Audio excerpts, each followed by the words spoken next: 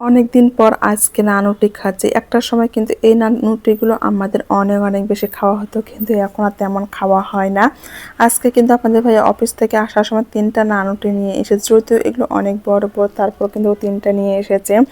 এগুলো খাওয়ার পর কিন্তু রাতে আসছে তেমন কোনো কিছুই খাওয়া হয়নি। এগুলো খেয়ে কিন্তু আজকে আমরা ঘুমিয়ে পড়েছি। হ্যালো এভরিওয়ান, আসসালামু আলাইকুম। আজকে আপনাদের ভাইয়া কিন্তু অফিস থেকে আসার সময় কিছুটা ডিম নিয়ে এসেছে, যেহেতু আমার ঘর ডিমটা কিন্তু বেশি প্রয়োজন পড়ে। মোরসালানের টিফিন কিংবা সকালের নাস্তায় কিন্তু আমি ডিম রেখে দিই, সেই জন্য কিন্তু ডিমটা আমাদের বেশি কেনার লাগে।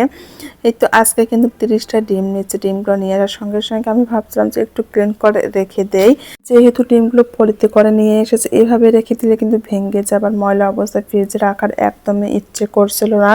সেই জন্য ঝটপট কিন্তু ডিমগুলো বের করে নিয়েছে, একটু ভীম দিয়ে কিন্তু ক্লিন করে ফ্রিজে রেখে দেবে। এতে কিন্তু ডিমগুলো পরিষ্কার থাকবে, দেখতে অনেক বেশি ভালো লাগবে। এখানে মোট 30টা ডিম আছে, জানি না কতদিন যাবে, যেহেতু আমার ঘরে ডিমটার বেশি প্রয়োজন। আর কিছুটা কিন্তু সবজি বাজার নিয়ে আসা হয়েছে।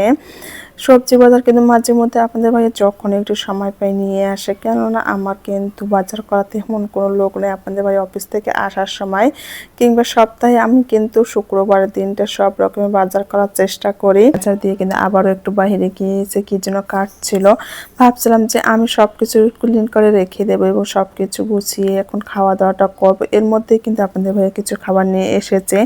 এই তো ডিমগুলো এখন আমি একটুখানি পানি দিয়ে এর মধ্যে ভীম দিয়ে দেবো, সামান্য একটু ভীম দিয়ে কিন্তু আমি ক্লিন করে নেবো। ডিম কিন্তু বেশিক্ষণ ভিজিয়ে রাখাটা একদমই ঠিক নয়, সেই জন্য আমি খুব তাড়াতাড়ি এগুলো ক্লিন করে একটু ঝুড়িতে রেখে দেবো। পানিগুলো ঝরিয়ে যাওয়ার পরে কিন্তু আমি ফ্রিজে রেখে দেবো।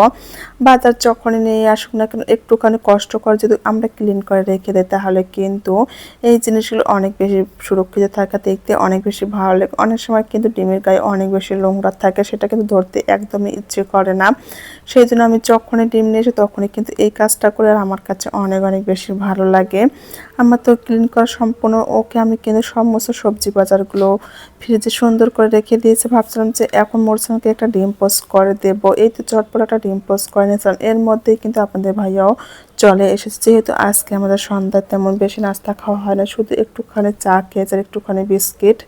এই তো মোরসালান কিন্তু ডিম পোস্ট খাচ্ছে, আর আপনাদের ভাইয়া কিন্তু আসার সময় কিছু নানুটি নিয়ে এসেছে। একটা সময় ছিল আমার নানুটিটা কিন্তু 2-1 দিন পর পর খেতাম, কিন্তু এখন আর তেমন খাওয়া হয় না। কিন্তু আজকে অনেকদিন পর আপনাদের ভাই নানুটি নিয়ে এসেছে। নানুটির সঙ্গে কিন্তু কিছুটা বুটের ডালও নিয়ে এসেছে। এগুলো কিন্তু আজকে খাওয়া দাওয়া করেছে। খাওয়া দাওয়া কমপ্লিট করার পর কিন্তু আর তেমনভাবে ভাত খাওয়ার ইচ্ছে করছিল না, যেহেতু নানুটিগুলো অনেক বড় ছিল। আর এগুলো খেয়ে আমাদের কিন্তু রাতের ডিনার হয়ে গিয়েছে। এরপর কিন্তু আমরা আর তেমন কোনো কিছুই খাওয়া দাওয়া করিনি। মাঝে মাঝে কিন্তু আপনাদের ভাইয়া কিন্তু এই রুটিগুলো আনার চেষ্টা করে। যখন আমরা কিন্তু বাসায় ছিলাম তখন কিন্তু প্রায় সময় আপনাদের ভাই এই রুটিগুলো নিয়ে আসতো। আর আমার কাছে না এই রুটিগুলো খেতে অনেক অনেক বেশি ভালো লাগে, সেটা সবজিতে কিংবা ডিম পোস্ট যেটাই হোক না কেন, খেতে কিন্তু আমার কাছে অনেক অনেক বেশি ভালো লাগে। রুটিগুলো কিন্তু দেখতে অনেক বেশি সুন্দর, তাই না? এত বেশি নরম আর সফট দেখতে, কিন্তু যেমন শুধু খেতে কিন্তু অনেক বেশি মজার লাগে। এই তো মোরসান কিন্তু ঝটপট খাচ্ছে, আর বারবার জিজ্ঞেস করেছিল যে আম্মু এই রুটিগুলোর নাম কি। ওকে আমি এতবার বলে কিন্তু ওর মনে থাকে না।